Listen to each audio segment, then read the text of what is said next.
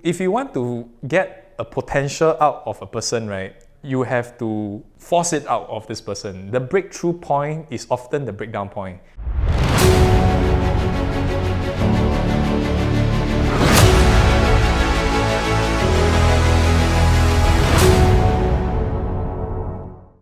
You know, after I graduate from NUS, about 6 months, so I wanted to buy a car. The journey is such that I wanted to buy a Toyota Axio.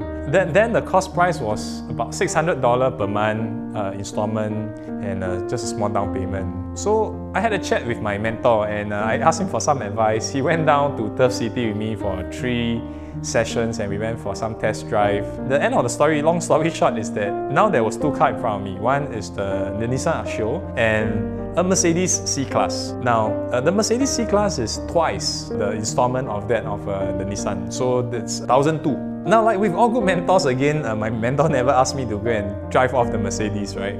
What he said and what he asked me was, assuming that I drive a Mercedes, which is older than the brand new Axio, right? Would that make a difference to my business? Could I find more clients and could I find more associates if I drive and step up with a Mercedes instead of a normal Japanese car? And that changed my perspective. And the long story short is that I got the Mercedes as the first car, and that was the first time after the down payment I got wiped out.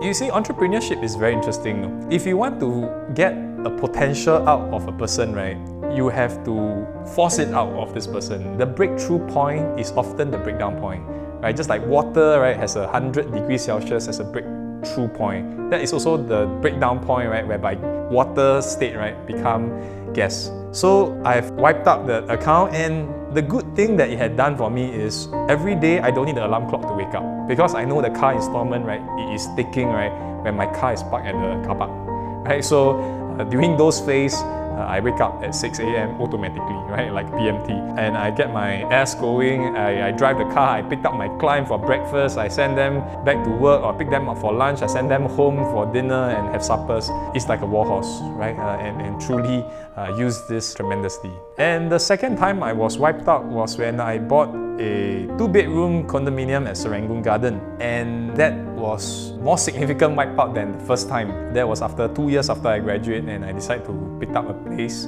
What happened was that after the down payment, I'm only left with 1.5 months of business expenses. If I make 0 income in the next 2 months, the first to go will be my car, the second to go will be my secretary, and the car will be towed away, my secretary will resign, right? Because I have no money to pay them. And that spurred me to bring the business to the next level again, right? Work even harder, right? So no pressure, no diamond. I think depends on your pain threshold and pressure threshold, right? If you really want to reach the pinnacle of your potential, right, I think certain pressure will give you the kind of potential release that you will need. Yeah, so in my life, I've only been wiped out twice, and I will believe that that's the last time.